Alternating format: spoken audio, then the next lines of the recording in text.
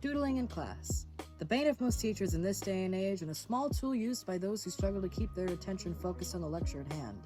But is this distraction, as most teachers at public schools claim it, really as bad as they make it out to be? Is the page at the back of your notebook covered in nonsensical pictures, or the quick figure drawing that you've done in a separate book alongside your school binder really hurting your performance more than helping?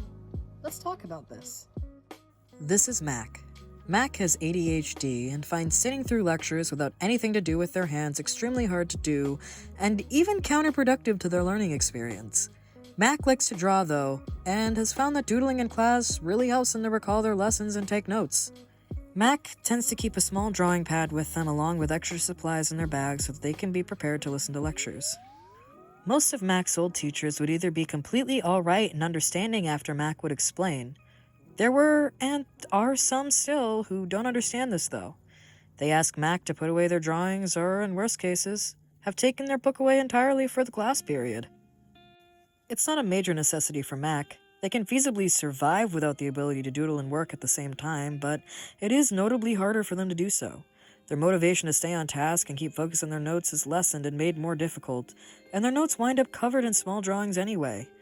They do their best to ask classmates for notes that they've taken, but the teacher's instruction is what fully helps. Now, let's look at this a little bit closer. Mac, who struggles with attention issues, is doodling to keep themselves on task and retain lectures, which the teachers who are interacting with them see as a distraction rather than a method of coping and keeping focused. This view is shared by many professionals in all runs of work. Business meetings, behind the register, at the school desk, even on the phone. The act of doodling has taken place in one way or another by many. But why do so many view this act of mindless stimulation as something terrible to take part in? To make it simple, they see it as being disinterested in the topic at hand or distracted. But there have been studies done to look into this that show that that's not entirely the case. Mac, I relate to because I myself was once Mac. I still do it now, but back in high school and even as far back as 5th grade, I learned better if I had something to doodle on as well, and if I didn't make sure it was a separate book, my note pages would be flooded with characters in the margins.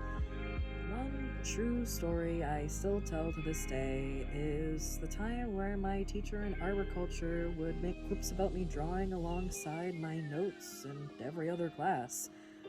One time, during a really intense lesson reviewing what trees we would need to know for a quiz, he called on me in a tone that sounded as if he was going to prove that I wasn't actually tuned in. But I answered quickly and correctly, and he stood there in silence for a few moments before leaving me alone about my doodling for the rest of the year. I had to prove to him that I could focus and draw, because the truth was, if I wasn't working on something in a separate book, my notes would have been covered top to bottom in figures instead.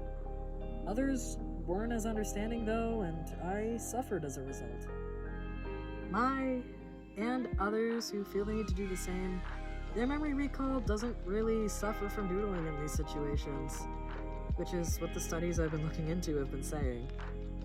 In a study done by Jackie Andrade, for example, 40 individuals were made to listen to an audio recording.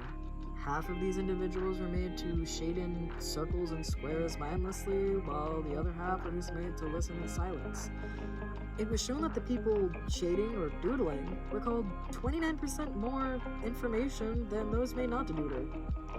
This is more than likely due to the fact that it's proven through Jackie and others' studies that doodling stimulates the brain in a way that prevents the doodler from daydreaming or losing focus. It's mindless enough that they can listen to the information and process it being given while doodling.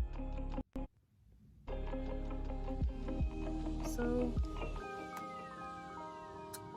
at least in my eyes and the eyes of those studying memory recall and idle habits, doodling in class or anywhere you might find your mind wandering isn't so bad.